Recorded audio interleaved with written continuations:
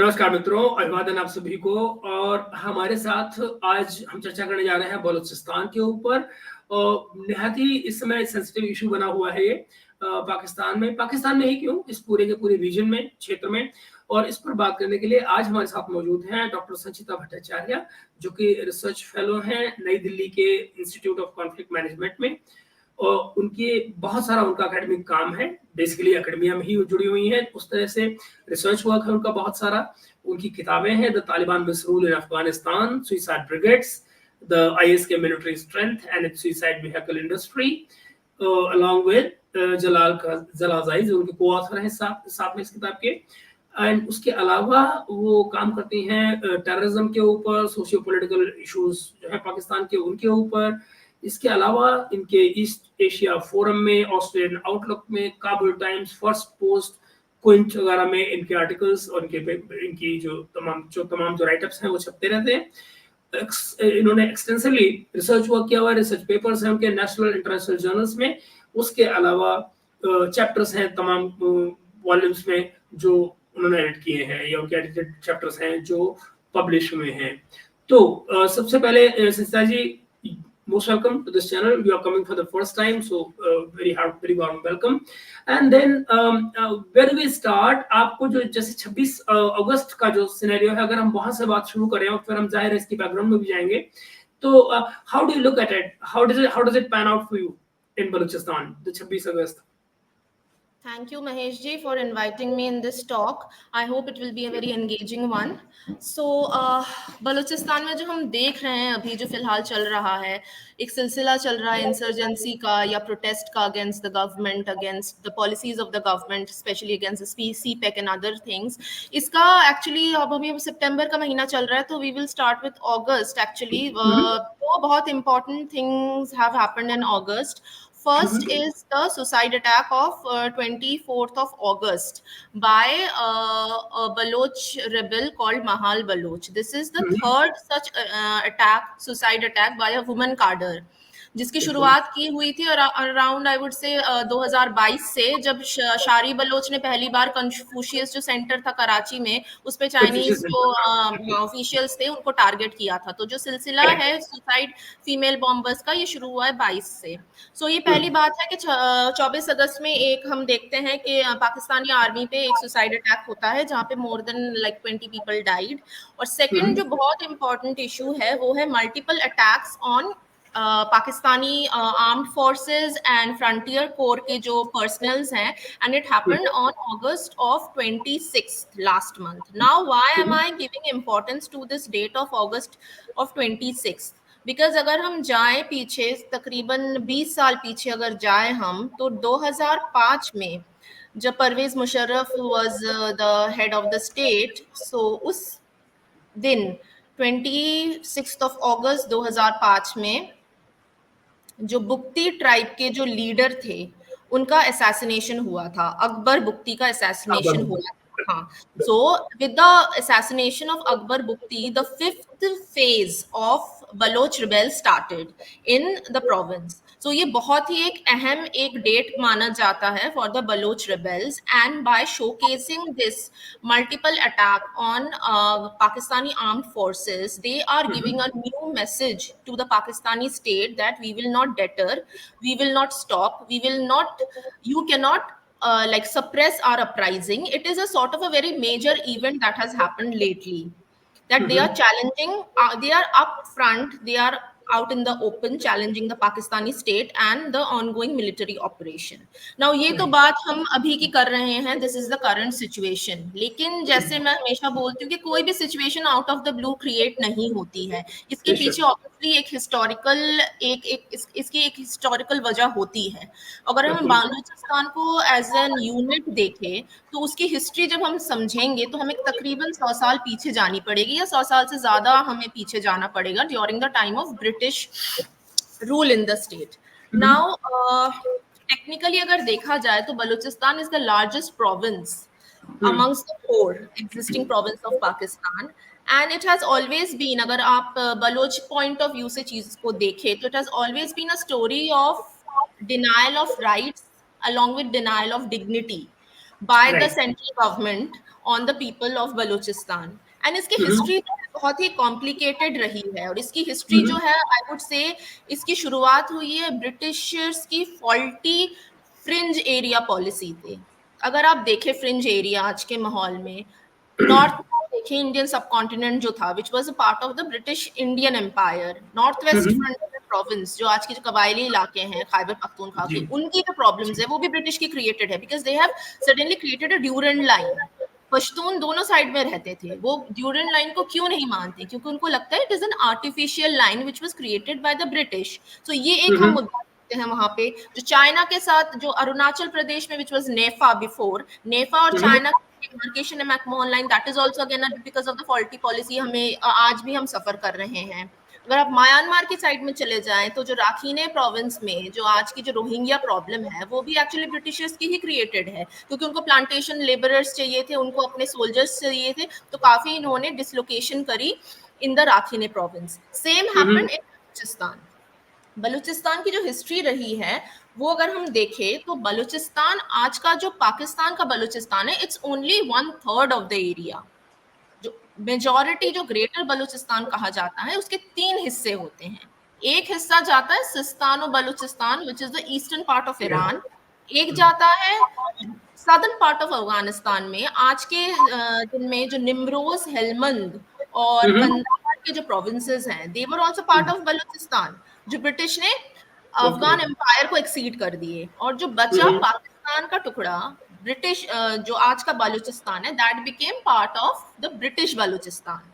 तो इसलिए ओरिजिनल जो बलूचिस्तान का एरिया है उसके ब्रिटिशर्स ने 3 टुकड़े कर दिए। और जैसे आपने नॉर्थ वेस्ट में जैसे इन्होंने ड्यूरेंट लाइन खींची थी, ईरान और पाकिस्तान के बीच में इन्होंने गोल्डस्मिथ लाइन खींची है।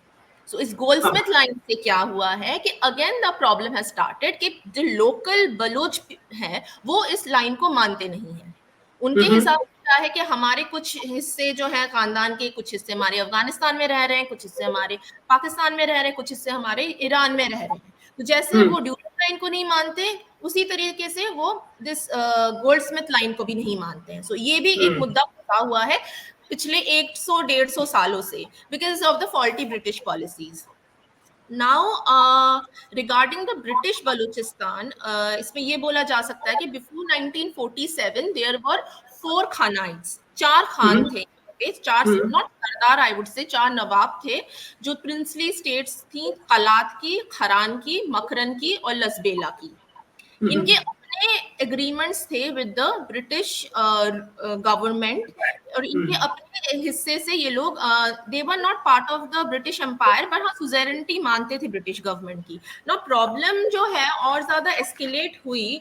मैं और थोड़ा सा डिटेल में जाऊंगी कि जो सरकारी सिस्टम भी बोलना थोड़ा जरूरी है। जब ब्रिटिश ने 3 टुकड़े किए बलूचिस्तान के और उनके पास अपना ब्रिटिश बलूचिस्तान आया, तो पहले इन्होंने एक क्लोज बॉर्डर पॉलिसी अपनाने की कोशिश की। अभी क्लोज बॉर्डर पॉलिसी में क्या हुआ, जो एग्जिस्टिंग नवाब्स थे इन 4 प्रिंसिपैलिटीज के जो मैंने भी आपको नाम बताए, लसबेला, खरान, मकरन और कलात, ब्रिटिशर्स ने क्या किया, ब्रिटिशर्स ने इनके जो अथॉरिटी थी, इनकी जो पावर थी, उसको रिस्ट्रिक्ट करने की धीरे धीरे कोशिश की अपनी अपना वर्चस्व बढ़ाने के लिए, जिसके चलते क्या हुआ, वायलेंस बढ़ने लगा। और ये सब बातें जो मैं आपको बता रही हूँ ये 1890s 1880s की बात बता रही हूँ, बहुत पुरानी बात। तो आज का जो मसला है वो करीबन बहुत लेट 1880s से शुरू हुआ है। वो आज की बात नहीं कि अचानक से बलोच जो सरदार हैं या रेबल्स, उन्होंने बंदूक उठा ली और कहा कि हमें कोई पाकिस्तानी हुकूमत की जरूरत नहीं है। ये बहुत पुराना ग्रीवेंस चल रहा है इन लोगों का ब्रिटिश के टाइम से। फिर जब इन्होंने देखा कि जब ब्रिटिश ने देखा कि बहुत ज्यादा वायलेंस एस्केलेट हो रहा है, तो उन्होंने फिर क्या किया, इन फॉरवर्ड पॉलिसी अपनानी शुरू की। They chucked the close door policy and they started with the forward border policy. ना इसमें क्या किया, इन्होंने सरदारी सिस्टम जो है, सरदारी सिस्टम को एम्पावर करने की कोशिश की।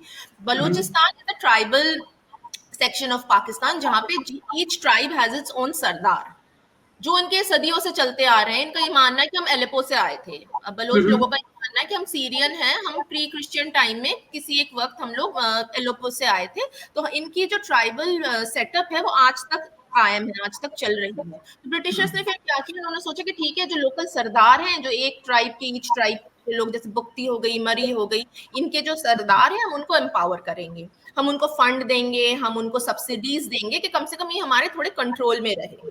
लेकिन फिर क्या हुआ, जैसे हमने देखा इन इंडियन सब कॉन्टिनेंट ऑल्सो 1920s में a wave of nationalism started. 1920s saw a wave of nationalism. 1920s saw an emergence of an educated class, educated middle class, the nationalist movement, जिसका असर इंडिया पे भी पड़ा, आज की India में, आज के पाकिस्तान में, आज के बांग्लादेश में और बलूचिस्तान में भी। जब लोग बाहर पढ़ने गए, जैसे ये सरदार के बच्चे होते थे या जो नवाब के बच्चे होते थे, बाहर पढ़ने गए, इन्होंने दुनिया देखी, इन्होंने डेमोक्रेसी के बारे में पढ़ाई की, देखा, तो इनको लगा कि भाई हमें, हमारे ऊपर तो बहुत ज्यादा फिर अत्याचार हो रहा है, हमें भी एक नेशनलिस्ट मूवमेंट शुरू करनी चाहिए। तो ये जो नेशनलिज्म है, बलोच नेशनलिज्म जो है, ये स्टार्ट हुआ फ्रॉम 1920s ऑनवर्ड। जब इन्होंने डिमांड करनी शुरू की कि हमें बेहतर एजुकेशन चाहिए, हमें नौकरी चाहिए, हमारी जो सोशियो इकोनॉमिक कंडीशन है उसमें हमें बेहतरी चाहिए, तो ये ब्रिटिश के से ही शुरू हो गया। अब क्या हुआ उसके बाद, धीरे धीरे जैसे 1940s आता है, हम देखते हैं फिर पार्टीशन होता है कंट्री का। पार्टीशन के वक्त भी अगर आप देखें तो ये जो चारों खानाइट थे, इन्होंने इनिशियली कहा कि हम पाकिस्तान से मर्ज नहीं होंगे, ठीक है, and out of the 4 khanates only Kalat remain independent. बाकी इवेंचुअली मकरन हो आपके, या खरान हो, या लसबेला हो, ये एक्सीड कर रहे हैं धीरे धीरे। और आज के डेट में अगर आप देखें, अगर आप इंटरव्यूज देखें, इनके जो आज के जो इनके वंशज हैं, पुराने नवाब के जो इनके जो फैमिली मेंबर्स हैं, उनका ये कहना था कि one of the reasons we acceded to Pakistan was for the sake of Islam. हमें लगा कि हमारी कॉन्टिन्यूटी है, इस्लाम की कॉन्टिन्यूटी है। It was not because of any tribal affiliation, it was not because of any political reasoning. The only reason, the dominant reason for them to join Pakistan was the sake of religion. But बचे ये एक Khan of कलात, जिन्होंने थोड़ी problem की British के लिए। इन्होंने कहा कि मैं एक्सेप्शन का मानता नहीं हूँ, I don't consider the clauses of exception and I want to remain as an independent princely state. तो ऑब्वियसली इसके बाद जैसे पहला जो हम देखते हैं, पहला जो there are 5 stages of Baloch rebellion, और पहला रिबेलियन जो होता है वो 1948 में होता है with the invasion of Pakistani army into the state of Kalat. Eventually नवाब होते हैं वो एक्सीड कर जाते हैं ड्यूरेस के चलते, लेकिन उस दौरान क्या होता है, हम देखते हैं कि पहला फेज हमें नजर आता है 1948 में, जब मास अपराइजिंग होती है। और इन द प्रोसेस वहां के जो मास अपराइजिंग के पीछे वहां के जो लीडर थे, लोकल जो बलोच लीडर थे, मीर गौस बख्श बिजेंजो, उनको इवेंचुअली अरेस्ट कर लिया जाता है। उसके बाद जैसे ही मतलब हम देखते हैं कि the prince who was the his name was just a second, Agha Abdul Karim जो है, जैसे एक्सीड करते हैं, उसके बाद क्या होता है, धीरे धीरे हम देखते हैं कि एक स्पेशल जिरगा बनाने की कोशिश करती है पाकिस्तानी एस्टैब्लिशमेंट, जस्ट टू थोड़ा उनको मतलब सहमाने के लिए कि ठीक है चलो आप पाकिस्तान का हिस्सा हैं, लेकिन आप फिर भी जिरगा सिस्टम चला सकते हैं। तो 1948 नवंबर में हम देखते हैं कि एक इंस्टॉलेशन होती है जिरगा सिस्टम की। तो उसमें क्या होता है, धीरे धीरे थोड़ा इनको समझाने की कोशिश की जाती है कि ठीक है, now you are part of Pakistan. तो ये पहला रिबेलियन आई वुड से धीरे धीरे डेसिमेट होता है because of the initiation of the jirga system. उसके बाद जो सेकेंड रिबेलियन हम देखते हैं वो देखते हैं 1958 में। नाउ 1958 में क्या होता है, उसके पहले नौरोज खान जो है वो एक रिबेलियन स्टार्ट करते हैं बलूचिस्तान में against the 1 unit scheme. 1 unit scheme जो है उसके पीछे वजह ये थी कि पाकिस्तान के 5 प्रोविंसेस थे, ईस्ट पाकिस्तान इस तरफ और उस तरफ 4 प्रोविंसेस थे, सिंध, पंजाब, बलूचिस्तान एंड एनडब्ल्यूएफपी। लेकिन population wise east Pakistan was dominant, population east Pakistan की ज्यादा थी। तो इन लोगों ने वेस्ट पाकिस्तान में क्या सोचा कि भाई हम 1 यूनिट स्कीम कर देंगे तो पॉपुलेशन जो है वेस्ट पाकिस्तान एक रहेगा, ईस्ट पाकिस्तान एक रहेगा, तो पॉपुलेशन मोर और लेस इक्वेटेड हो जाएंगी। तो ये 1 यूनिट स्कीम में क्या हुआ, they dissolved all the component units, there was no Punjab, there was no Sindh, there was no Balochistan. तो जैसे ये डिसोल्यूशन हुआ, तुरंत एक अपराइजिंग शुरू हुई बलूचिस्तान में कि we are not part of the 1 unit scheme, we are Baloch, हमारी एक आइडेंटिटी है। तो उस आइडेंटिटी को लेके और उन्होंने लगा कि अब हमारे ऊपर और ज्यादा तशद्दुद होगी, हमारे ऊपर और ज्यादा एक्सप्लॉयटेशन बढ़ेगी 1 यूनिट टीम के नाम पे। तो ये नौरोज खान जो है, इन्होंने अपने फॉलोअर्स के साथ एक मूवमेंट शुरू की, जैसे गोरिल्ला वॉरफेयर उन्होंने शुरू किया। लेकिन उसके बाद क्या हुआ, जैसे हमेशा हम देखते आ रहे हैं, पाकिस्तानी जो एस्टैब्लिशमेंट थी, बहुत ज्यादा फिर एट्रोसिटी शुरू कर दी इन्होंने, विलेजेस में बॉम्बिंग शुरू कर दी इन्होंने। जो सस्पेक्टेड कॉमन लोग थे, चाहे वो रेबल्स हो या ना हो, उनको उठाना शुरू कर दिया, उन पे टॉर्चर करना शुरू कर दिया। They were attacked, they were kidnapped and most of the cases they were killed. अब जो रीइंफोर्समेंट ऑफ आर्मी यूनिट्स इन लोगों ने करी, बहुत जो रिबेल्स थे, not only they were killed, उनके फैमिली मेंबर्स को भी अबडक्ट किया गया, उनको भी मारा गया। तो मतलब जितनी फॉर्म ऑफ एक्सट्रीमिटीज स्टेट कर सकती थी उन्होंने की, और कुछ लोगों को तो हैंग भी कर दिया गया।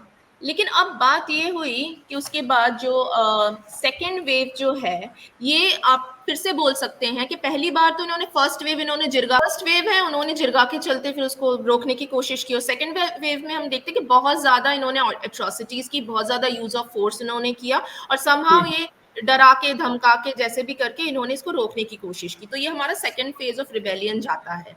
अब जो थर्ड फेज रिबेलियन होता है, each decade had its own rebellion. 40s में हम देखते हैं, 50s में देखते हैं, 60s में अगेन हम देखते हैं, which started with the general election of 1962। जो जनरल इलेक्शन हुआ 1962 में, उसके तहत कुछ बलोच जो सरदार थे, वो पार्लियामेंट का हिस्सा बन गए, मेंबर ऑफ पार्लियामेंट बने। जैसे कि अताउल्ला मेंगल थे उसमें शामिल, फिर नवाज अहमद नवाज बुख्ती थे, सरदार खैरबख्श मरी थे। ये जो तीन है, ये मेंबर ऑफ पार्लियामेंट बने, जो कि पाकिस्तान की सेंट्रल गवर्नमेंट को बर्दाश्त नहीं हो पाई। उनको लगा कि कैसे ये लोकल। एक सवाल, ये कोई जनरल इलेक्शन 62 में भी हुआ था? बिकॉज़ हाँ आई हाँ थॉट हाँ 62 में भी हुआ था। ओके। बिकॉज़ मेरे पास वही था कि कॉन्स्टिट्यूशन का जो आया है 70s वाला इलेक्शन, और फिर कॉन्स्टिट्यूशन, इस तरह का सीक्वेंस था नहीं, इनका। इनके 3 कॉन्स्टिट्यूशन बने, इससे पहले 70s के पहले ना इनके और 2 कॉन्स्टिट्यूशन बने हैं। Okay, okay. हाँ। तो 62 में जनरल इलेक्शन जो है, ये अंडर ये वही अयूब के अंडर हुआ हुआ। अयूब खान, 58 में अयूब आ गया। अयूब हाँ, खान, अयूब आ अयूब गया खान 58 में। हाँ, राइट। अयूब खान के ने करवाया था ये। तो उससे क्या हुआ, जब इनको बर्दाश्त नहीं हुई, मिलिट्री को बर्दाश्त नहीं हुई, एस्टैब्लिशमेंट को बर्दाश्त नहीं हुई कि 3 बलोच सरदार कैसे मेंबर ऑफ पार्लियामेंट बन गए, तो इन्होंने क्या किया, इनको रिप्लेस करवा दिया। सेंट्रल गवर्नमेंट ने इन तीनों के तीनों को रिप्लेस करा दिया, जिससे again a fresh स्पेट of violence started.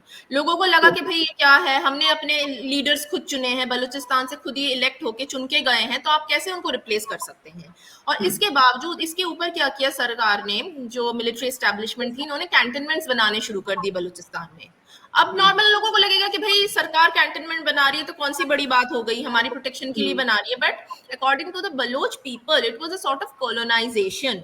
उनको लगा कि ये एक मूवमेंट, एक हमारे ऊपर एक नजरदारी करने के लिए मिलिट्री कैंटनमेंट्स बना रही है आर्मी, कि हमारे सारे मूवमेंट्स पे, हमारे सारे इलाकों पे एक नजर रख सके। कैंटनमेंट की जो एस्टैब्लिशमेंट हुई, उसके बाद तो एक भयंकर, एक मतलब फिर से एक जोर शोर से मूवमेंट शुरू हो गया, जिसको परारी मूवमेंट कहा जाता है।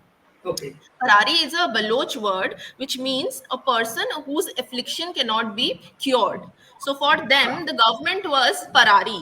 जो सेंट्रल गवर्नमेंट थी वो परारी थी कि इनको एक बीमारी है हमारे ऊपर कंट्रोल करने की, जिसका कोई, इट्स अ लाइलाज बीमारी, इसका कुछ नहीं कर।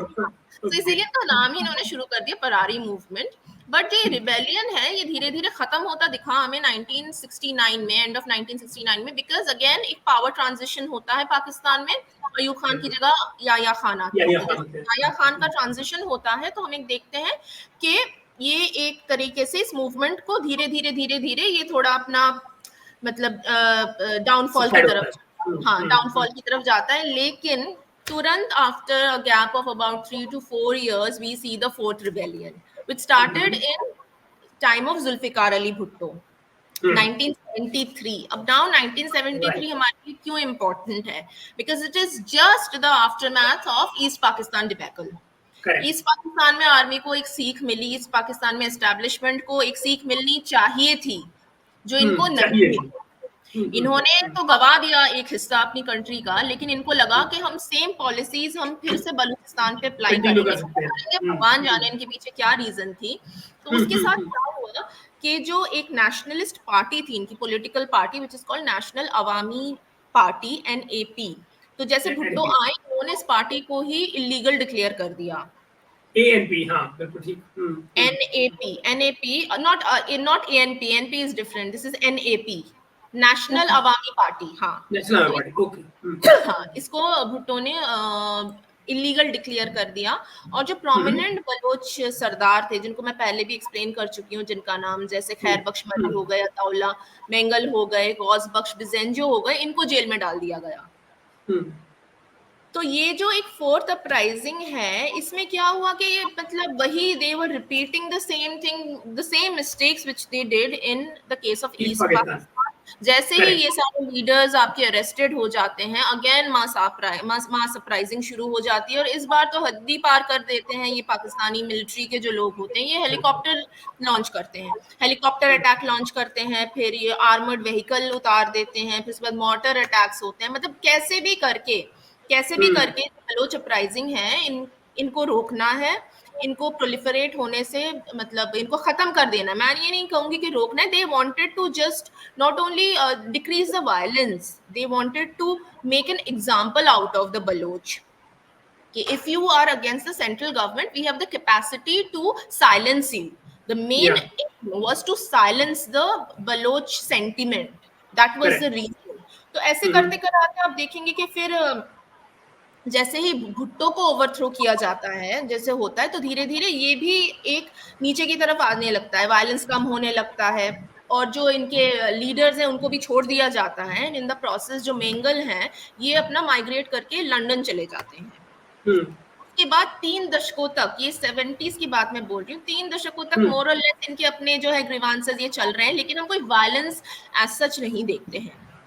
जो फिफ्थ फेज है, जो अभी तक चल रहा है पिछले 20 सालों में, ये शुरू होता है 2005 में। इसके पीछे बहुत 2 रीजंस हैं। एक पहला रीजन होता है, एक लोकल लड़की होती है Baloch, she is a doctor, Shazia Khalid. She gets raped by a Pakistani army personnel. उसके रेप से क्या होता है, जो एरिया होता है that is controlled by the Bugti tribe. Now the Bugti people demand कि आप इस आर्मी ऑफिसर को हमारे हवाले कर दीजिए, जो भी सजा देनी होगी हम अपने कबायले तरीके से सजा देंगे, क्योंकि हमें गवर्नमेंट में कोई भरोसा नहीं है, और ये लड़की का जो रेप हुआ है ये हमें डिसऑनर किया गया है। The Bugti tribe have been dishonoured, so they demand कि you hand over this army man to us and we will take care of him according to our own tribal laws. तो obviously ये शरीफ की सरकार इस चीज को मानती नहीं है, उसको लेके एक अपराइजिंग शुरू होती है।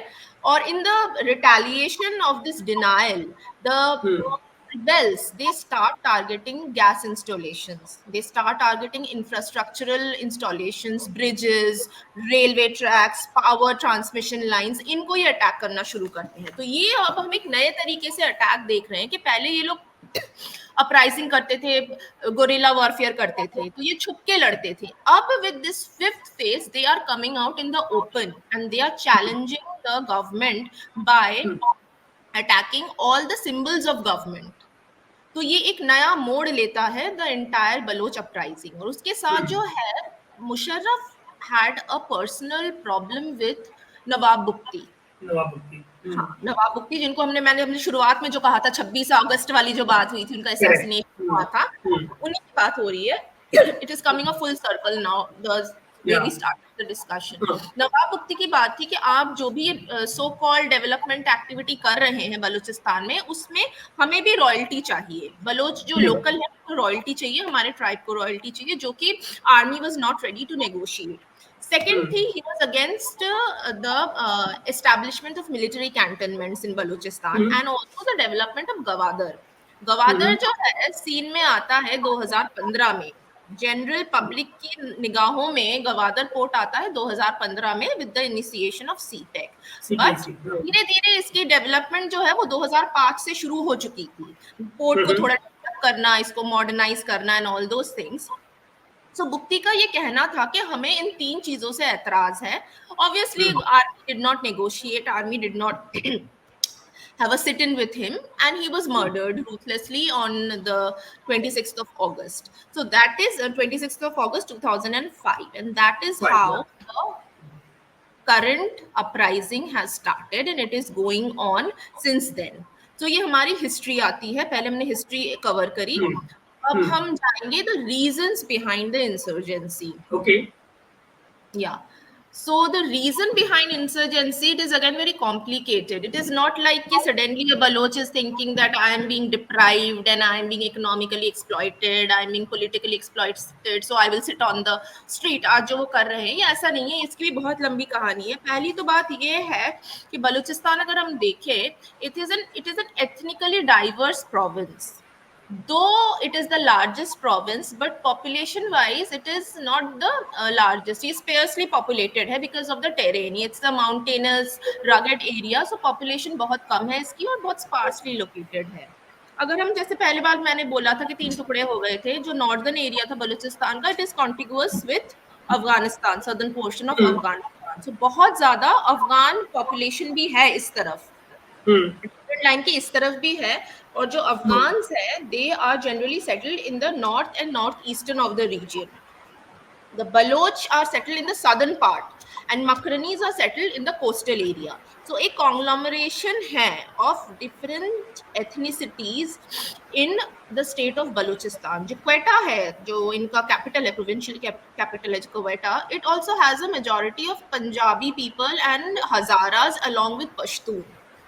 एंड ये जो है नेचुरल रिसोर्सेज के ऊपर एक इसका दबाव इसलिए पड़ता है क्योंकि जो लोकल बलोच है, इनको लगता है जो आउटसाइडर्स हैं वो आते हैं हमारे यहाँ आके, वो लोग जॉब सेक्टर्स में हैं, वो वर्कर्स हैं, लेबरर्स हैं, जितने इंफ्रास्ट्रक्चरल डेवलपमेंट का काम हो रहा है उसमें you will generally see Punjabi labourers, कुछ सिंधी भी आते हैं. तो उनका एक ग्रीवांस है कि हमारे ही लैंड पे आप काम कर रहे हो, लेकिन आप जो लोकल बलोच हैं उनको कोई आप फैसिलिटी नहीं दे रहे हैं, उनको कोई आप जॉब नहीं क्रिएट कर रहे हैं, उनकी कोई पढ़ाई लिखाई का कुछ इंतजाम आप नहीं कर रहे हैं. तो ये एक जो एथनिक डाइवर्सिटी है प्रोविंस का, it is one of the major reasons behind this uprising.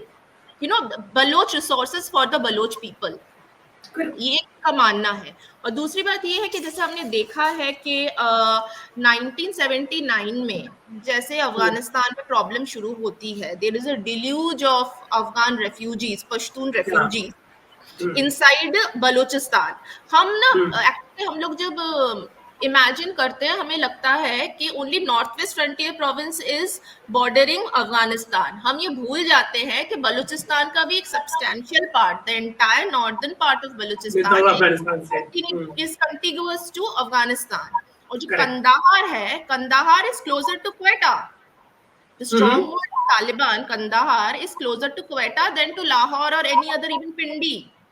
पिंडी से भी नहीं, आप पेशावर, हमें लगता है पाकिस्तान, हम जब भी तालिबान के बारे में सोचते हैं हमारे दिमाग में आता है पेशावर, लेकिन हम भूल जाते हैं their power centre is Kandahar. तो सीधी सड़क जाती है, अगर क्वेटा से आप ले तो पिशीन आता है, फिर उसके बाद ये इनके बहुत ही एक फेमस है जो बात बात पे कॉरिडोर है जो बंद कर देता है Pakistan. I am not remembering it anyway. So it is Torkham, हाँ तुर्खम बॉर्डर भी है उसी तरफ, एक एस से नाम है, मुझे याद नहीं आ रहा. एनीवे, सो ये बात पे जो सीधी लाइन जा रही है क्वेटा से कंदाहार तक, तो यहाँ पे भी पश्तून मूवमेंट बहुत ज्यादा होती है. तो ये पश्तून तो एक बहुत बड़ा मसला बन गया है लोकल जो बलोच है उनके लिए. दूसरी है natural resources. Amongst the 4 constituent units of Pakistan, Balochistan is the most Balochistan is the most natural resources endowed state. यहाँ पे जैसे आपको आयरन ओर के खाने मिलेंगी चगई में या दिलबंद में. रेकोदिक है which is again in Chagai. It is also famous for copper. अभी जो चाइना यहाँ पे शूट करने की कोशिश कर रही है, एक्सप्लॉइटेशन करने की, जो खाने हैं, चाइना भी उसमें एक इंटरेस्ट प्लेयर है अभी. उसके बाद क्रोमाइट मिलता है यहाँ पे मुस्लिम बाग में. लसबेला के एरिया में आपको लेड और जिंक मिल जाएगा, प्लस आपको डेरा बुख्ती के इलाके में ऑयल एंड गैस रिजर्व्स मिलेंगे. मैक्सिमम जितने अटैक्स हो रहे हैं गैस और ऑयल रिजर्व्स के, ये डेरा बुख्ती के इलाकों में ही हो रहे हैं. क्यों हो रहे हैं? बिकॉज वहां पे ये मिले हैं, खाने मिली है, खदानें मिली हैं, वहां पे ये इनकी रिफाइनरीज लगी हैं. सो इसीलिए डेरा बुख्ती बहुत ज्यादा न्यूज में आता है. People who are following this Balochistan, they will say कि बहुत ज्यादा ये जितने इंस्टॉलेशंस अटैक हो रहे हैं सारे डेरा बुख्ती की डिस्ट्रिक्ट में ही हो रहे हैं. सो एक बात है. ऊपर से प्रॉब्लम जो है और एक है इनके पास कि जब से इनको गोल्ड की खाने मिली है लसबेला में, तो जो सरकार है पाकिस्तान की, उसने क्या किया है, फ्रेंच और ऑस्ट्रेलियन कंपनीज को दे दी है इन्हें लीज पे. तो लोकल जो लोग हैं वो और ज्यादा बिगड़ गए हैं कि भाई हमारे यहाँ की आपको जमीन से मिली है, आपने ये लीज दे दी क्या कहते हैं ऑस्ट्रेलियन कंपनीज को और फ्रेंच कंपनीज को, तो हमारे लोगों को क्या फायदा हो रहा है? हमारे लोगों को तो कोई फायदा नहीं हो रहा है, हमें तो ऊपर से काम भी नहीं मिल रहा है, आपके पंजाबी सिंधी आके यहाँ पे काम कर रहे हैं। तो ये एक मुद्दा बन गया है, जिसकी वजह से जितने भी इंस्टॉलेशंस मैंने अभी जो बताया आपकी, जो टारगेट करते हैं ये लोग, पाइपलाइन को टारगेट करते हैं ये लोग, जो भी है इलेक्ट्रिसिटी सप्लाई को टारगेट करते हैं, जस्ट टू मेक point कि we are not in favor of these foreign companies coming and putting up what to say these refineries in our own land. CPEC तो एक बहुत लार्ज स्केल आपका एक मसला चल रहा है, लेकिन सीपेक के अलावा दूसरे जो कंट्रीज है, फॉरेन कंट्रीज, उसके भी अगेंस्ट है ये रेबल्स, बिकॉज उनको वही लगता है कि हमारी धरती है तो हमें भी राइट मिलना चाहिए। तीसरा जो मुद्दा है वो इतना लोग नहीं बात करते, that is water shortage. Drinking water की बहुत मेजर प्रॉब्लम है। जैसे हमें पता है ज्योग्राफी अगर हम देखें तो Balochistan is part of the Kirthar range. Kirthar range is again inhospitable inhabitable area जहाँ पे ऑलरेडी पानी की कमी है। तो यहाँ पे जो है इतने साल बीत गए हैं, यहाँ पे स्केर्सिटी है, यहाँ पे ड्राउट है, यहाँ पे जो इरिगेशन फैसिलिटी बहुत कम है। तो इनके जो लोग हैं, जो रिबेल्स है, उनका ये भी मानना है जो सरकार है वो हमारे लिए कर क्या रही है। आप हमारे लिए कोई इरिगेशन फैसिलिटी नहीं डेवलप कर पा रहे हो, आप हमारे लिए कोई ड्रिंकिंग वाटर फैसिलिटी नहीं डेवलप कर पा रहे हो। हालांकि देखा जाए तो बहुत सारे डैम्स बनाए गए हैं, पाकिस्तान सरकार कहती है कि हमने बहुत सारे 2-3 डैम्स हमने बना दिए हैं, लेकिन उसके बाद जो फॉलो अप करना है वो कोई नहीं करता है। जो डैम्स तो बन गए हैं लेकिन उसकी जो फैसिलिटी कॉमन बलोच को मिलनी चाहिए वो नहीं मिल रही है। तो ये वाटर शॉर्टेज भी एक बहुत बड़ा मुद्दा है बलोच लोगों के सामने, which is also reason for resentment against the central half hearted आप डैम बना के छोड़ देते हैं। हाफ हार्टेड अप्रोच है इनका, एक नेग्लिजेंस भी है, एक हाफ हार्टेड अप्रोच भी है, जो कॉमन लोगों के लिए बहुत ही इन लॉन्ग रन लोगों को परेशानी होती है इससे। अब हम आएंगे पश्तून रेफ्यूजी। जैसे मैंने आपको पहले भी बोला था, पश्तून रेफ्यूजी की तो प्रॉब्लम हम बता चुके हैं, और इसके साथ और एक चीजें हैं, जैसे हम गिलगित के इलाके में भी जो लोकल शिया है उनका ये कहना है कि उनकी जो पॉपुलेशन है डेमोग्राफिक डाइल्यूशन कर रही है Pakistani government by settling Sunni Punjabis. It is a grievance in Gilgit in the northern area because that is a Shia majority area. That is also sparsely populated. अब पाकिस्तानी क्या गवर्नमेंट क्या कर रही है, उनका ये कहना है कि हमारी डेमोग्राफिक डिल्यूशन हो रहा है, डिसोल्यूशन हो रहा है कि हमें डेमोग्राफिकली धीरे धीरे हमारी संख्या कम होती जाएगी। कम हो रही है। हाँ, बलोच का भी यही कहना है कि हमारी जो संख्या है वो कम होती जा रही है because of this influx of Pashtun refugees and their systematic resettlement. Not only coming, they are systematically resettled in the northern district. और इसकी एक रिपोर्ट भी आई थी, मैं आपको बता रही हूँ, UNHCR की ही एक रिपोर्ट आई थी अभी 2017 में, जहाँ पे ये बोल रहे हैं कि बलोच जो पॉपुलेशन है नॉर्दर्न एरियाज में of Balochistan, it has decreased from 61% to 55.6%. Okay, that's a huge one. Yes, there has been a demographic decline of the local Baloch population. ये बात ये नहीं है कि कोई politicization के लिए बात है या कोई रैली के लिए कोई मुद्दा है, ये फैक्ट है। ये डिक्लाइन हो रही है इनकी population in 21 districts across Balochistan, which is also a reason for their resentment. और इनको ये लग रहा है जो पश्तून रेफ्यूजीज है ये हमारे इकोनॉमी पे एक बर्डन बनते जा रहे हैं, हमारी कल्चर को डाइल्यूट कर रहे हैं, जो हर जगह होता है। इंडिया में भी ये चीज है, any unit will have this problem, any country having diverse population, diverse ethnicity will have this problem. तो प्रॉब्लम तो अपनी जगह है, जो मेन मुद्दा है बलोच रेबल्स का वो ये कि सरकार कुछ नहीं कर रही है। Government is not addressing the problem, our problem. Maybe government is trying to solve the problem according to the dictates of army, according to the dictates of the bureaucracy, not in favor of the Baloch people. So ये एक और एक मुद्दा है जो फंसा हुआ है। दूसरी बात जैसे मैंने पहले भी कही थी, मिलिट्री इंस्टॉलेशंस, मिलिट्री का जो एक दखलदारी है, मिलिट्री की जो दखलदारी है बलूचिस्तान पे, वो भी लोगों को बिल्कुल नापसंद है, लोकल लोगों को। क्यों? जैसे मिलिट्री ने भी गैरिजन्स बनाने शुरू करे थे, इनके गैरिजन्स अभी मौजूद है, सुई में गैरिजन मौजूद है, गवादर में है, कोहलू में है। अब इनका ये कहना है कि ये एक कॉलोनाइजिंग असर पड़ता है बलोच लोगों पे, क्योंकि ये जो है not they are not these are not army installations, these are actually parallel governments.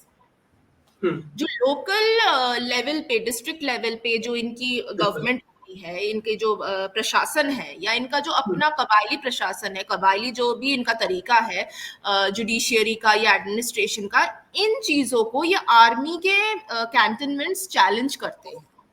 तो लोगों को दिक्कत इस चीज से नहीं है कि आर्मी है, ये समझना बहुत जरूरी है। लोगों को दिक्कत है आर्मी के रवैये से, लोगों को दिक्कत है आर्मी की दखलदारी से। आर्मी इंस्टॉलेशन सब करिए, कोई प्रॉब्लम नहीं है, लेकिन army should not intervene in our own local activities, in our local administration, in our local tribal way of life. तो इनको इस चीज से बहुत ज्यादा नाराजगी है, जिसकी वजह से भी एक रीजन है इनके रिबेलियन के पीछे। और सीपेक तो हम सबको पता है, CPEC has become a perennial problem for Pakistan, it has become a perennial problem for China also, क्योंकि लोगों का ये कहना है कि आप जो कॉरिडोर बना रहे हैं, इससे लोकल बलोच को क्या फायदा हो रहा है? लोकल बलोच को कोई फायदा नहीं हो रहा है, हमें कोई नौकरी नहीं मिल रही है। आप यहाँ पे एसईजीज बना रहे हैं जहाँ पे सारे चाइनीज हैं, एसईजीज में बाहर के लोग आके यहाँ पे काम कर रहे हैं, इंजीनियर्स आ रहे हैं, हमें क्या फायदा? उल्टा हमारा लैंड जा रहा है, आप हमारी जमीन दखल कर रहे हैं, और हमें कोई इसका ना कोई मुआवजा मिल रहा है, ना हमें कोई फायदा हो रहा है। दूसरी जो बहुत ज्यादा मार पड़ी है इन लोगों को, वो है फिशिंग सेक्टर में। गवर्नर कोस्ट जब डेवलप हुआ है, एसईजीज बने हैं, जो लोकल फिशरमैन हैं मकरन कोस्ट के, इनकी पूरी रोजी रोटी बंद हो गई है, बिकॉज वहां पे चाइनीज ट्रेलर्स आ गए हैं, चाइनीज फिशिंग कंपनीज आ गई हैं, तो वो कहाँ से मुकाबला करेंगे? एक बोट में एक बंदा अपना जाता है, सुबह निकलता है, वो शाम को आता है, जितनी मछली पकड़ता है पकड़ सकता है, लेकिन जब एक ट्रेलर आ जाता है, उसका तो कोई मुकाबला ही नहीं कर पाएगा। तो दैट इज इकोनॉमिक इम्पैक्ट भी आता है। मैं छोटी छोटी बातों को, I am just going into the micro level, because सोचता नहीं है। ये देखा जाए तो बहुत छोटी बात है, भाई फिशरमैन अफेक्टेड हो रहे तो क्या हो रहा है, लेकिन इनकी एक पूरी कम्युनिटी है। एंटायर मकरन कोस्ट, जो मकरनी मैंने बोला था आपको in the beginning of my discussion, जो एंटायर मकरन कोस्ट के जो मछुआरे हैं, वो पूरी उनकी कम्युनिटी को ये चीज अफेक्ट कर गई है, सीपेक की जो कंस्ट्रक्शन है।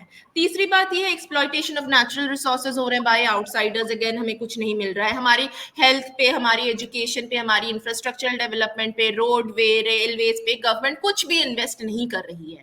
पहले the dream was sold to the people that there will be better roads, there will be schools, there will be colleges, there will be hospitals, there will be railway tracks, lekin none of these promises were kept.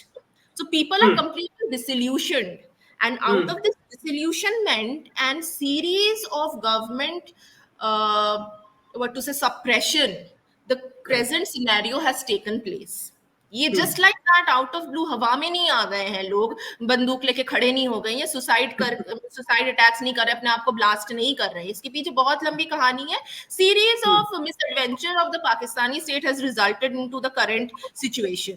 अब इससे क्या हो रहा है? इसमें एक अभी last year हम देख रहे हैं, हक दो तहरीक एक मूवमेंट शुरू हुई है, which is the rights movement. लोग सड़क पे आ रहे हैं, not only the main, the women, the children. And why I would say women and children have come out in the streets, because they have lost the male members of their family.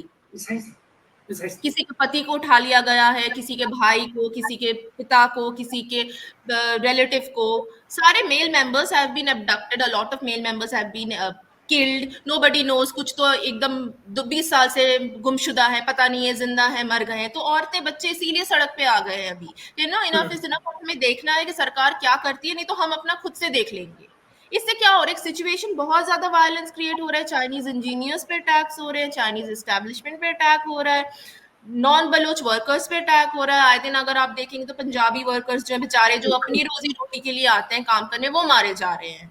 बेचारे Sindhis जो आ रहे हैं यहाँ पे, labourers जो है आपके, जो रेलवे ट्रैक्स पे काम करते हैं, उन पे अटैक हो रहा है। तो ये बहुत ही ज्यादा एक अनफॉर्चुनेट सिचुएशन क्रिएट हो गया है, and the state is up in arms to liquidate them, I am not saying to silence them, मैंने पहले आपको वर्ड यूज किया होगा silence them, now I am going a step further by saying to liquidate them. एक actually ये annihilation जो के इनका लेवल चीफ तक मिनिस्टर है अभी का, पहुंच गई।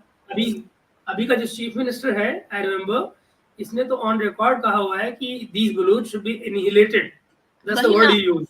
हाँ जी। जो टीका खान की पॉलिसी थी ना, जो टीका खान जब बिल्कुल। थे भैया, जो उन्होंने जब किया ईस्ट पाकिस्तान में, दे शुड बी जी। Shot dead, kill them, the same thing they are doing. अब या उनकी शायद किस्मत अच्छी थी बुरी थी मुझे नहीं पता, वो अपना अलग कंट्री उन्होंने बना लिया। ये बेचारे अभी भी कोशिश किए जा रहे हैं कि कम से कम हमारी बात तो कोई सुने। एक बहुत हम्म। बड़ा डायस्पोरा है, यूएस में है, यूरोप के बिल्कुल। कंट्रीज में, डिफरेंट कंट्रीज में है, जो कि हेल्प आउट करने की कोशिश कर रहे हैं, एक मास मोबिलाइजेशन करने की कोशिश कर रहे हैं। डायस्पोरा का भी अपना एक बहुत बड़ा एक योगदान है इस ऑनगोइंग स्ट्रगल में। और जो किल एंड डंप पॉलिसी है, this is a very unfortunate policy. Again one of the reasons मैं बोलूंगी कि कोई भी कभी भी किसी को भी उठा सकता है, not only the writers, the journalist, the media personal, but a common Baloch man is not safe, a common Baloch no child is not safe. कभी नो भी नो। एफसी के लोग आके, पैरामिलिट्री फोर्सेस आके, आर्मी आके कहीं से भी किसी को भी उठा लेती है। मोहल्ले के मोहल्ले ये लोग जो मेल पॉपुलेशन है उठा के ले जाते हैं, फिर डब पता कर नहीं देते चलता हैं। ये लोग वापस आएंगे नहीं आएंगे, या मार दिए जाएंगे, क्या होगा इनके साथ। So this sense of uncertainty, hmm. Sense of uncertainty कि हमें कुछ नहीं पता कि आज हम जिंदा है, कल हम जिंदा रहेंगे कि नहीं रहेंगे। So बिल्कुल these ऐसे। are also a factor which has given, what to say, it has created the present this mass upheaval inside Balochistan. हम्म। सो ये भी एक चीज है। और मैं बस एक ज्यादा मैं ड्रैग नहीं करूंगी, तीन आपके अभी बहुत सारे अकॉर्डिंग टू द गवर्नमेंट, इन्होंने हम्म। गवर्नमेंट के हिसाब से 22 अभी है नेशनलिस्टिक फोर्सेस बालूचिस्तान में, हम्म। नेशनलिस्ट ग्रुप्स जो काम कर रही हैं, एंड तकरीबन गवर्नमेंट ने एक अपना अंदाजा लगाया है कि इनके 55,000 होंगे fighters okay. amongst these 22 groups. So इसमें से जो डोमिनेंट तीन है, हम पहले उनकी बात करेंगे। तो सबसे पहले आती है, इसमें आता है बलूचिस्तान लिबरेशन आर्मी, बीएलए जिसको कहा ये जाता है, ले। मजीद जिसका एक हिस्सा है। इसके तकरीबन according to various estimates about 6,000 cadres, there are 6,000 active cadres of this organization, militant organization। और इसका जो एरिया है ना, ये सारे ऑर्गेनाइजेशंस जो है ना वो एरिया में बटे हुए हैं, इन्होंने ओके। अपनी से अलग अलग कर ली हैं।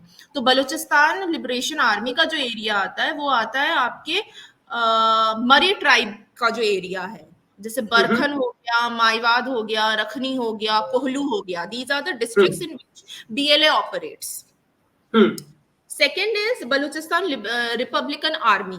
बलूचिस्तान हम्म। रिपब्लिकन आर्मी की भी एस्टिमेट लगाने की कोशिश करी थी गवर्नमेंट ने कि इनके कितने कार्डर्स हैं, कितने इनके फाइटर्स हैं, तो इतना नहीं कर पाए। इन्होंने बताया तकरीबन 40 से 50 इनके कार्डर कैंप्स हैं in their own operational area. और इनकी जो ऑपरेशनल एरिया है वो है बुक्ती ट्राइब की एरिया। ओके। जैसे बीएलए का है आपका Marri tribe, and Balochistan liberation army operates within the Bugti tribe. Dera hmm. बुक्ती का इलाका हो गया, सुई का इलाका हो गया, जाफराबाद आ जाता है इसमें, नसीराबाद आ जाता है, और उच आ जाता है। ये है इन लोगों का ऑपरेशनल एरिया। और जो थर्ड हम्म। इंपॉर्टेंट आपके आउटफिट है, it is the Balochistan liberation front. Balochistan liberation front जो है, इसके कार्डर्स अभी तक इन पर मालूम नहीं कर पाई है सरकार या डिफरेंट जो इंटरनेशनल एजेंसीज हैं, अभी तक इनके तकरीबन कितने कार्डर्स है मालूम नहीं कर पाई है। लेकिन इनका जो स्ट्रॉन्ग होल्ड है that is the Makran coastal area. जो भी हम ओके। मछुआरों की बात कर रहे थे, नीचे जो राइट। मकरन कोस्टल एरिया में है इनका स्ट्रॉन्ग होल्ड, स्पेशली अवारान जो इलाका है कलात का, वहां पे इनका हम्म। स्ट्रॉन्ग। तो अभी जो इनके टारगेट्स हैं, जैसे हमने देखा इनिशिएशन में 50 60 70s देवर इन गोरिल्ला वॉरफेयर, वो छुप छुप के अपना टारगेट करते बिल्कुल। थे। अब ये ओपन में आ गए हैं, and they generally target the Chinese workers because of the CPEC we no.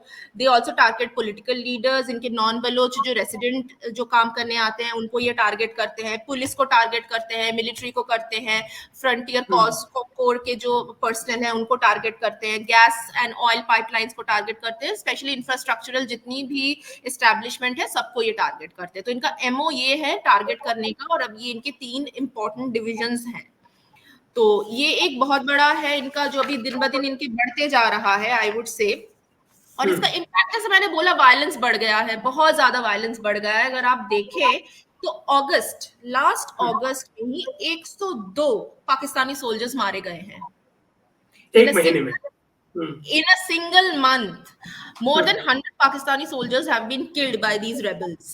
और एक तो सिंगल डे में सिर्फ on a single day of August 23 passengers have been killed.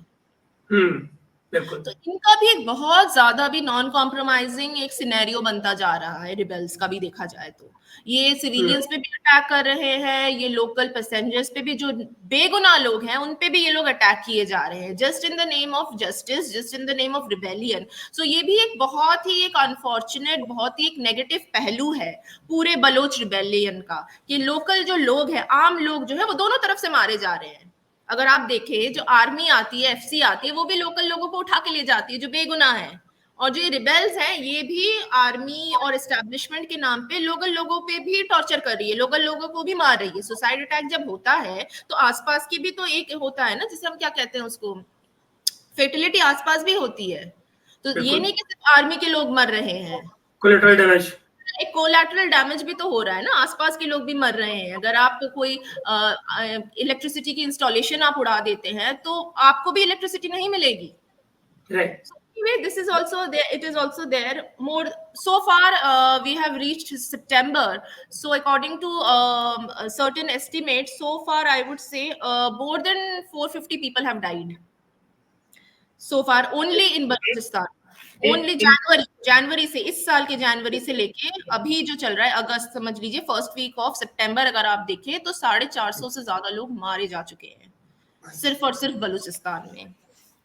ये एक है सीवियर ह्यूमन राइट, तो आपको पता ही है, there is a severe human rights crisis, जो अभी हमने डिस्कस किया था किल एंड डंप पॉलिसी के तहत या एनफोर्स्ड डिसअपीयरेंस की तहत, वो भी एक आपका इशू है बहुत ज्यादा। एथनिक डिवाइड और ज्यादा बढ़ रहा है, और ज्यादा पश्तून्स एंड बलोच के बीच में हेट्रेड बढ़ रही है, पंजाबीज एंड सिंधीज एंड बलोच के बीच में हेट्रेड बढ़ रही है। तो ये जितना भी रिबेलियन है, यहाँ पे कोई पॉजिटिव इम्पैक्ट आता हुआ नहीं नजर आ रहा है। एक इसमें एक जो एडिशनली क्लैरिफिकेशन चाहिए होगा सब ये कि बलोच ये भी कहते हैं कि जो ये पंजाबियों के मारे जाने वाली बात है, उनका ये कहना है कि दरअसल कोई लेबरर नहीं होते हैं, एक्सेप्शंस हो तो अलग बात है, बट जनरली ये सिक्योरिटी फोर्सेस हैं जो हम पे निगाह रखने के लिए यहाँ आती हैं सिविल ड्रेसेस में, and we kill them on the basis of their I cards. ये उनका कहना है। हो सकता है। Is it a part of narrative or do you think there is some truth to it? There might be partial truth. I'm not denying the entire thing. It might be true partially, but they cannot also deny the fact that they are killing civilians. अभी आपके जो passengers हैं मर रहे हैं, अगर आप बस पे अटैक कर रहे हैं, बस पे भी ये लोग अटैक करते हैं, रेलवे ट्रैक पे अटैक करते हैं, तो बस पे तो 100% of the population in a single bus won't be that of a military और a paramilitary force, there will be civilians also. जो हो सकता है पार्शियली दे आर ट्रू, कि आप जब अटैक करने जाएंगे, आप खुद इसको लॉजिकली सोचिए ना, आप अटैक करने जाएंगे तो क्या आप आइडेंटिटी कार्ड करेंगे कि भाई तुम्हारी आइडेंटिटी कार्ड ये है? जब आप you are on a go, you are attacking, you will not look at the identity card, you will kill and then you will look at the identity card. खैर, बिल्कुल ठीक बात है, ऐसा ही है। तो मुझे भी लगता है कि ऐसा ही है, क्योंकि उसमें जैसे कुछ लोग हैं, अभी जो 26 वाला भी अटैक हुआ था, तो कुछ उसमें फ्रूट वेंडर्स निकले जो यहाँ से फ्रूट्स लेकर और वापस जाते थे पंजाब में और बेचते थे, तो वो लोग भी मारे गए। But then, as you rightly said, you know कि when you are running a movement like this, तो उसमें फिर ये पॉसिबल नहीं है कि आप पहले किसी का आई कार्ड चेक करेंगे, आइडेंटिटी एस्टेब्लिश करेंगे या कंफर्म करेंगे नदरा से, और फिर जाके आप मारेंगे। तो ये नहीं हो सकता। Very true. ठीक है, आगे बताएं जी। सॉरी, आगे बस इतना ही अभी फिलहाल के लिए जो मैं इम्पैक्ट आपको बता रही थी, मेरा बस यही कहना है कि इसका कोई पॉजिटिव आउटकम नहीं आ रहा है। ऐसा नहीं कि डेवोल्यूशन ऑफ पावर हो रहा है, ऐसा नहीं है कि सरकार कह रही कि ठीक है हम सच में जेन्युइन इंफ्रास्ट्रक्चरल डेवलपमेंट करेंगे, जेन्युइन हम कुछ मदद करेंगे लोगों की। सरकार भी अपनी जगह अड़ी हुई है, ये रिबेल्स भी अपनी जगह अड़े हुए हैं। ये मेरा ये कहना है कि there is not a single positive outcome of the entire stretch of 70 years of rebellion. There have only been negatives. और ज्यादा आपके फाइनेंशियल प्रॉब्लम बढ़ गई है, और ज्यादा रिसोर्स क्रंच हो रहा है, और ज्यादा एथनिक क्या कहते हैं डिल्यूशन, सॉरी एथनिक डाइवर्सिटी बढ़ रही है, बहुत सारी चीजें हो रही है। पॉजिटिव तो कुछ होता मुझे नहीं दिख रहा है, अपार्ट फ्रॉम द फैक्ट कि बस एस्केलेशन ऑफ वायलेंस हो रहा है। Nobody is ready to have a negotiation की जरूरत है, बहुत जरूरत है, इसमें कोई दो राय नहीं। इवन एज आउटसाइडर्स ये हम लोगों को सबको नजर आता है कि नेगोशिएशन की जरूरत है, लेकिन ये भी एक सच्चाई है, जहां तक मुझे लगता है, please correct me if I am wrong, कि नेगोशिएशंस की कोई उम्मीद दूर दूर तक नजर नहीं आ रही। I mean, that is what I look negotiations at. की उम्मीद होते हुए नजर नहीं आ रही है। और एक जो बहुत इंपॉर्टेंट चीज है, जब से तालिबान आया है, तालिबान जब से अफगानिस्तान में आया है, कुछ रिपोर्ट्स ये भी सजेस्ट कर रही है कि जो BLA है, बलूचिस्तान लिबरेशन आर्मी जो है, it is working in collision with TTP। Yes, ये भी एक yes. रिपोर्ट है, which is again a very unfortunate development if it actually happens. क्योंकि Hmm. टीटीपी ने अपना एक टीटीपी की अपनी अलग कहानी चल रही है नॉर्थ वेस्ट फ्रंटियर प्रोविंस में। आए दिन लोग मर रहे हैं वहां पे, जो आर्मी के पाकिस्तानी आर्मी के लोग हैं वो मर रहे हैं, टीटीपी के लोग ये मार रहे हैं। दोबारा से वहां पे एस्केलेशन ऑफ वायलेंस शुरू हो गया है। तो अब टीटीपी का अगर कोल्यूशन सच में होता है BLA के साथ, तो वो फिर और ज्यादा एस्केलेशन होगा violence in Balochistan. It will be percolation of the entire thing. पूरा आप सोचिए, पेशावर से लेके अगर आप इस तरफ जाए खरान तक, इट विल बी पूरा zone, the entire stretch of Durand line along with Goldsmith line will be a zone of insurgency and violence and warfare. Wonderful, actually बिल्कुल ठीक कर रहे हो आप। अभी गोल्ड स्मिथ का तो मुझे लगता है कि जैसे पाकिस्तान से कुछ नाता है इस नाम का गोल्ड स्मिथ का। आपने एक पुराना कनेक्शन निकाल दिया है, नया कनेक्शन वैसे ही मौजूद है। तो दूसरा मुझे ये भी था कि ये आप ये भी देखिए ना कि पीस का चांस मुझे उसलिए भी नजर नहीं आता है। खुद KP में भी इस समय जो कुछ चल रहा है, और TTP के गवर्नर्स वहां पे लगे हुए हैं, डिस्ट्रिक्ट वाइज उनके गवर्नर लगे हुए हैं, जो बेसिकली पूरी वसूली कर रहे हैं। एक पूरा फाइनेंशियल नेटवर्क उनका बन चुका है। इसके बावजूद वहां पे एक चीफ मिनिस्टर भी है, यू नो, जो उनका है गंडापुर। और वो तो मुझे नहीं समझ में आता है कि, but how do you look at it? Let's focus on the Balochistan, for example. Where do you think it is headed now? I mean, do you think any chance of their movement getting success, or you think that it will just continue like, as it is? I think it will continue like this, sporadic चलता रहेगा। Maybe फिर से violence बढ़ेगा तो there will be attack, there will be operation by the army. Army जैसे operation करती रहती है, ऑपरेशन करती रहेगी, वो कुछ देर तक रुकेंगे, फिर से ये लोग बढ़ेंगे, क्योंकि इनको सपोर्ट भी मिलता है, बाहर से भी मिलता है। इनका डायस्पोरा जो है बहुत बड़ा एक चंक है, डायस्पोरा जो इनको सपोर्ट करता है। तो जब तक पाकिस्तानी गवर्नमेंट एक्चुअल इश्यूज को एड्रेस नहीं करेगी, तब तक ये मुद्दा कभी भी नहीं सुलझेगा। एक सवाल जो आपकी बातचीत से मुझे आज नजर आया, वो ये कि जैसे गोल्ड डूरन लाइन की हम बात कर रहे थे, और ये बात आपने अंडरलाइन भी की कि किसी भी अफगान गवर्नमेंट ने या अफगान्स ने कभी माना नहीं है डूरन लाइन को। मुझे एक कन्वर्सेशन याद है जो मेरे साथ हुई थी दिल्ली में। एक अमेरिकन फीमेल स्कॉलर हैं, आप शायद जानते भी उनको। तो वो मुझे वहां मिली थी, जिन्होंने मुझे कहा था कि उनका कहना था कि डूरन लाइन इशू है ही नहीं, it's a non issue, it is settled for once and all, and Pakistan, the Afghans should actually accept it as it is, that there is this Duran line and they are on the one side, on the other side is Pakistan. This is what she told me at that time. But mujhe, when I look at the history, when I hear people like you, it seems like there are certain doubts. How is actually a common man supposed to understand it? What exactly is the reality of Duran line? I mean, how do we understand Durand it? Line की reality American के कहने से या European के कहने से मसला नहीं खत्म हो जाता कि it is a non issue, because for the people it is an issue. Pashtun Right. आज भी नहीं मानते हैं उस चीज को। अगर ये नॉन इशू होता तो पश्तून जो प्रॉब्लम है वो परकोलेट करके इस तरफ क्यों आती? जो सपोर्ट है, एक सेंटिमेंटल सपोर्ट है, वेदर वी लाइक इट और नॉट, एक इमोशनल बॉन्डेज है, एक इमोशनल बॉन्डिंग है, चाहे वो आपके पश्तून इस तरफ के हो या उस तरफ के हो। वो कभी नहीं मानते कि भैया तुम अफगानी हो, हम पाकिस्तानी हैं, या तुम ईरानी हो। उनके लिए सब पश्तून है। It is a greater Pashtun land. तो वो कभी उस चीज को वो कबायली तरीके से अपने आप का डिवीजन मानते हैं, अपने आप को कि भाई आप यूसुफजाई हैं, आप वजीरी हैं, तो ये अलग बात हुई। उनके लिए अलग कब होता है? जब there is a tribal difference. उनके लिए that is a line of separation.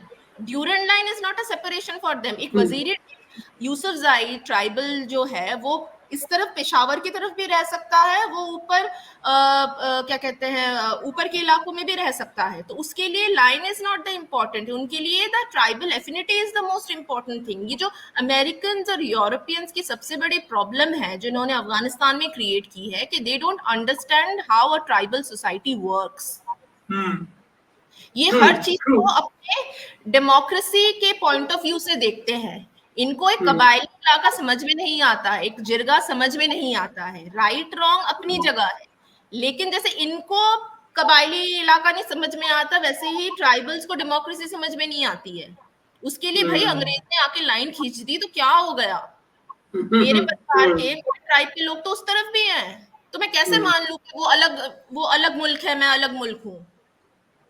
Same thing बस चेंज है। तो ना। ये जो आपने बात कही ना कि ये लोग नहीं समझते हैं इस चीज को, जो गोरे हैं, मजे की बात है। ये करीब आज से लगभग 10 साल पहले मुझे एक पाकिस्तान के एक एम्बेसडर हैं, यूएस में एम्बेसडर रहे, जो कि यहाँ दिल्ली आए हुए थे, जयपुर, और हम लोग साथ में थे। यही बात एग्जैक्टली मुझे उस टाइम पे आज से 10 साल पहले गई थी कि इन लोगों को समझ नहीं आता है कि दरअसल ये रीजन काम कैसे करता है, कि ये अफगानिस्तान में बैठे हुए हैं और वहाँ ये उनके बच्चों को अगर आपको पढ़ाना है और स्कूल देना है तो उसके लिए उनको चौक चाहिए, एक एट द मोस्ट उनको आप बिल्डिंग दे दीजिए, टीचर दे दीजिए, ब्लैक बोर्ड दे दीजिए, एंड दे विल स्टडी। कहते हैं इनका दिमाग ऐसा चलता है कि पहले जाके वहाँ बाउंड्री बनाने के बाद में पहले स्विमिंग पूल बनाते हैं। तो उनको नहीं चाहिए स्विमिंग पूल, भाई उनको पढ़ना है तो बस पढ़ना ही है। जी तो जी जी आई कैन ये एक understand your myopic mindset. Vision रहा है, अमेरिकन नेटो फोर्सेस का एक मायोपिक विजन रहा है, जिसकी वजह से आज अफगानिस्तान में जो हुआ है, just because of their myopic vision. ये कुछ समझ नहीं इसीलिए सकते तो अपने। इस तरह की जो किताबें हैं वो इसीलिए तो सही मानी जाती हैं। जी जी जी, बिल्कुल बिल्कुल बिल्कुल। तो ठीक, Sanchita, thank you so much for your time today, और आपने वो Thank वक्त you निकाला for और having me, Mahesh ji. It was a nice discussion I had with you. wonderful, and I'm so happy because, and I hope we continue this series of conversation, Sure, sure, and soon we'll sure. have more. But thank you for this one. Thank you so Thank you much. for having me. Thank you so much.